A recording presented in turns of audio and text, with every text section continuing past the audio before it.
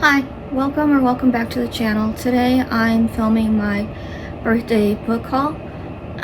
So my birthday was this past week, and as well as getting some books from my mom for my birthday, I also went to a couple bookstores. So to start out, we're gonna go with what my mom got me, which was the rest of ACOTAR. So this is books 3 to 5. So kind of, if you don't know the story, it's about Feyre, who she accidentally kills a fairy and then while hunting, and then is sent to live with the fairies, and kind of what goes on from there was like kind of war and stuff is the rest of the series. So I have the rest of what's out right now, so it'll help me hopefully be caught up with the series by the time book 6 comes out.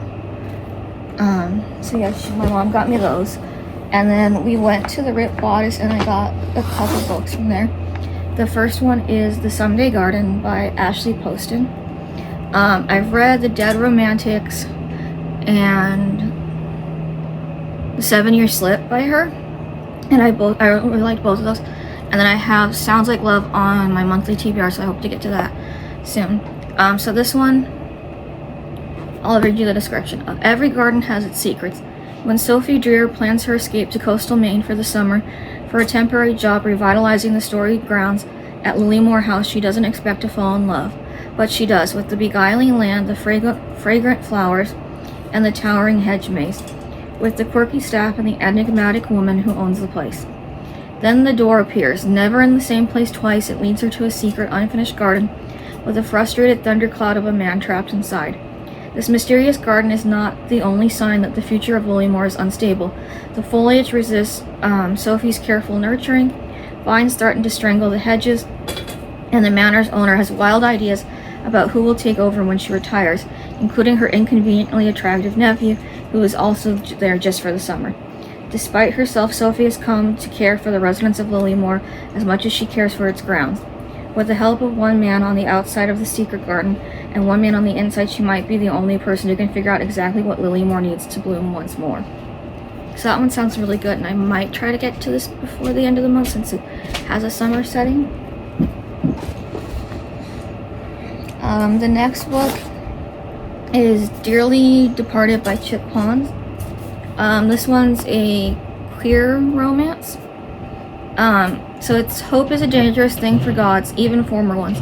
Hayden Harlow, once the mighty Hades, has spent centuries resenting his fall from immortality.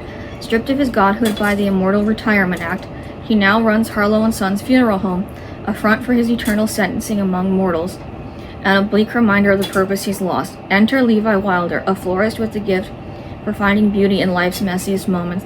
When Hayden storms into Levi's shop to complain about a bouquet of sunflowers, their worlds collide. As their connection blossoms, Hayden finds himself caught between the life he once knew and the bright future Levi dares him to imagine.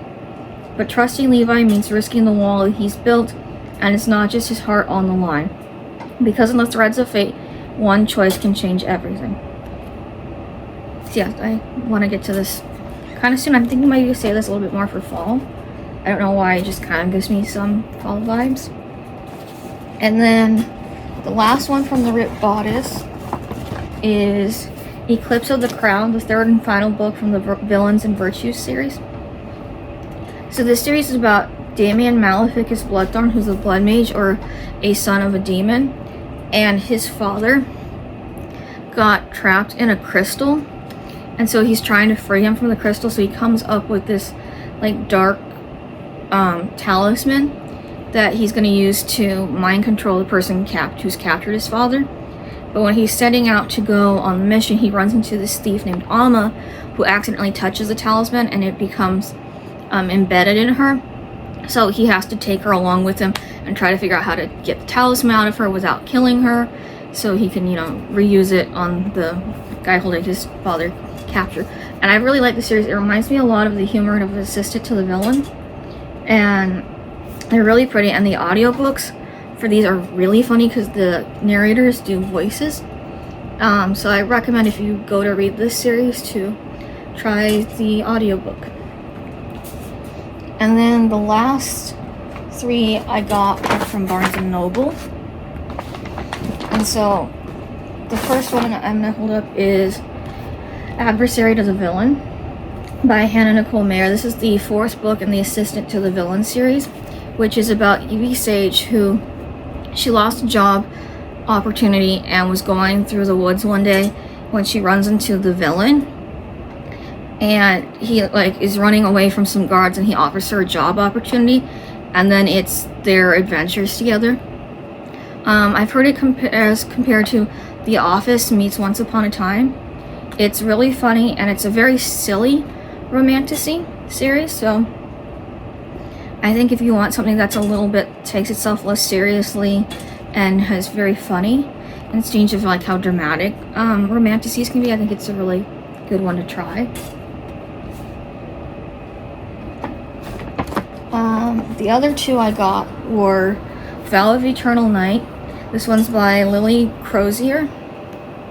This one's about Clara Wagner, who has always known that monsters are real, and the worst of them is Prince Raleigh of Rostenburg.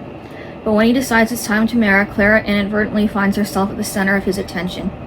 Forced to accept Raleigh's proposal, Clara would do anything to escape her fate. So when the prince provides an ultimatum, lift his vampiric curse before the end of the year or become his bride for eternity, Clara knows what she must do. Heal the prince, stay alive, try not to fall in love. Vow of Eternal Night is a slow burn enemies to lover romantasy about the lengths people will go to for love and the many faces monsters can wear. So I'd heard about this one from a couple of UK booktubers, because I believe this book came out for them first. Either that or they had ARCs, so I don't remember.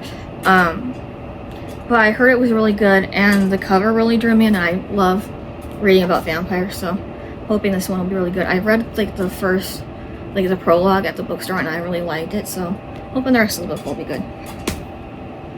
And then the last book I got is called The Fair Witch of Fox Holler by Ellen Polly Goff.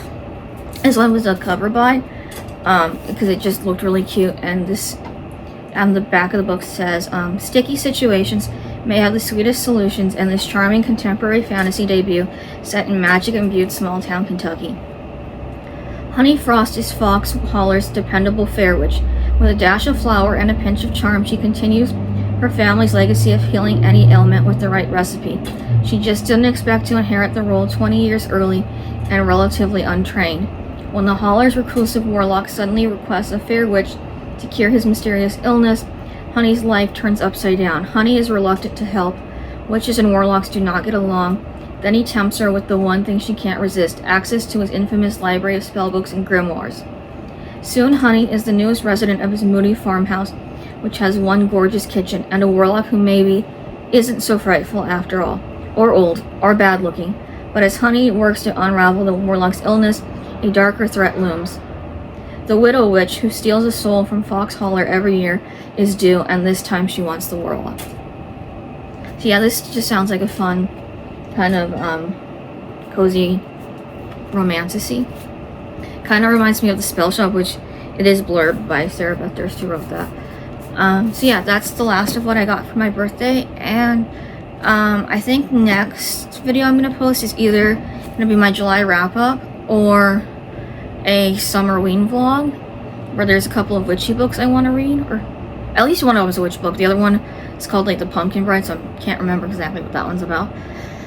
But yeah, so one of those two will be posted next. So feel free to like and subscribe and all the other YouTube stuff. And I'll see you next time. Bye.